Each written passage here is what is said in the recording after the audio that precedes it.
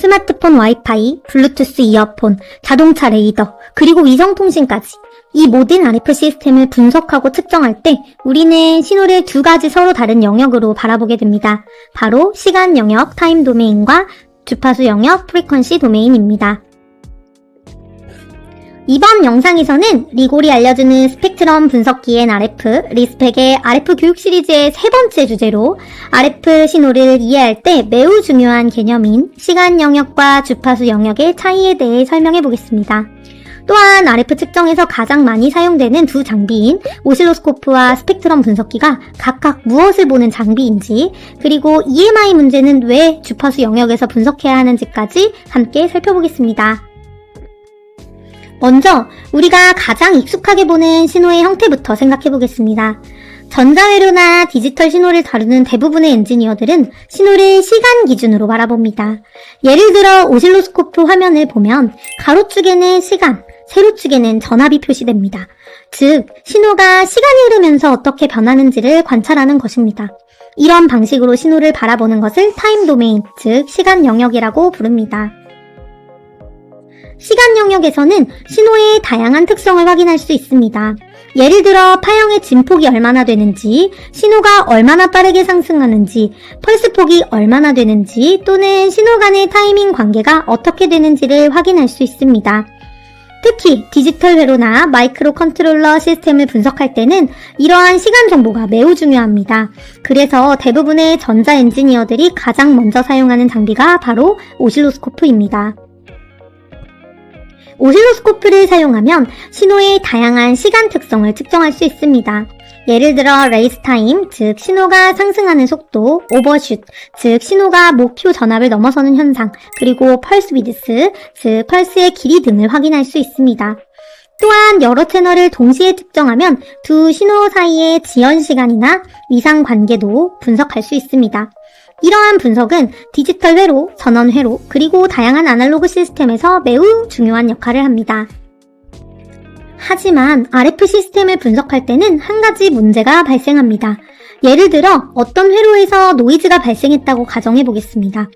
오실로스코프로 신호를 보면 파형 위에 작은 잡음이 섞여 있는 것을 확인하실 수 있습니다. 하지만 이 노이즈가 어떤 주파수에서 발생하는지 또는 어떤 RF 신호와 간섭하고 있는지는 시간 영역만으로는 정확히 알기 어렵습니다. 여기서 등장하는 개념이 바로 주파수 영역 분석입니다. 같은 신호라도 다른 방식으로 바라볼 수 있습니다.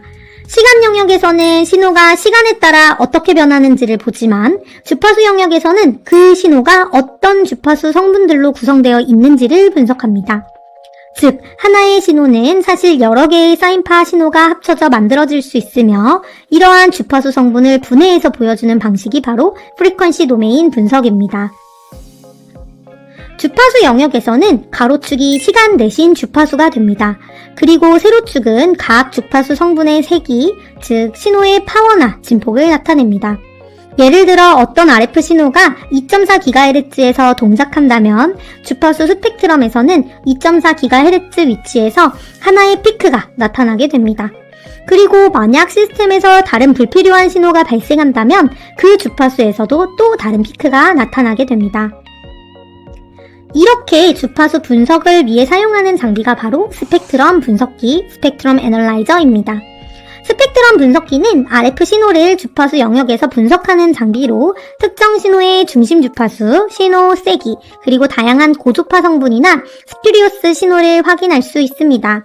특히 RF 통신 시스템이나 무선 장비를 개발할 때는 이러한 주파수 분석이 필수적으로 사용됩니다. 여기서 오실로스코프와 스펙트럼 분석기의 차이를 간단히 정리해 보겠습니다. 오실로스코프는 시간에 따른 신호 변화를 분석하는 장비이며 디지털 신호나 타이밍 분석에 매우 유용합니다. 반면 스펙트럼 분석기는 신호가 어떤 주파수로 구성되어 있는지를 분석하는 장비이며 RF 신호나 무선 시스템 분석에 매우 중요합니다. 즉, 두 장비는 서로 경쟁 관계가 아니라 서로 다른 정보를 제공하는 보완적인 특정 장비라고 이해하는 것이 좋습니다. 이제 EMI 문제와의 관계를 살펴보겠습니다. EMI, 즉 전자기 간섭 문제는 대부분 주파수 영역에서 분석됩니다. 그 이유는 모든 전기 신호가 여러 주파수 성분으로 구성되어 있기 때문입니다. 예를 들어 단순한 사각파 신호도 실제로는 기본 주파수뿐만 아니라 여러 개의 고주파, 즉 하모닉 성분을 포함하고 있습니다. 이러한 고주파 성분이 공기 중으로 방사되면 EMI 문제가 발생할 수 있습니다.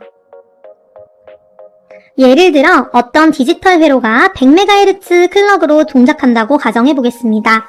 스펙트럼 분석기로 측정하면 100MHz뿐만 아니라 200MHz, 300MHz와 같은 고주파 성분도 함께 나타날 수 있습니다. 이러한 신호가 케이블이나 PCB 패턴을 통해 방사되면 다른 RF 시스템에 간섭을 일으킬 수 있으며 이것이 바로 EMI 문제가 발생하는 대표적인 원인 중 하나입니다. 지금까지 시간 영역과 주파수 영역의 차이에 대해 살펴보았습니다. 시간 영역에서는 신호의 시간적인 변화를 확인할 수 있고 오실로스코프를 통해 다양한 파형 특성을 분석할 수 있습니다. 반면 주파수 영역에서는 신호를 구성하는 주파수 성분을 분석할 수 있으며 스펙트럼 분석기를 통해 RF 신호와 EMI 문제를 보다 정확하게 분석할 수 있습니다. 다음 강의에서는 RF 신호의 다양한 형태에 대해 알아보겠습니다. 사인파, CW 신호, 그리고 변조된 RF 신호들이 실제 RF 시스템에서 어떻게 사용되는지 살펴보면서 RF 신호의 구조를 조금 더 깊이 이해해 보겠습니다. RF 기초교육 시리즈가 도움이 되셨다면 구독과 좋아요 그리고 알림 설정도 부탁드립니다. 감사합니다.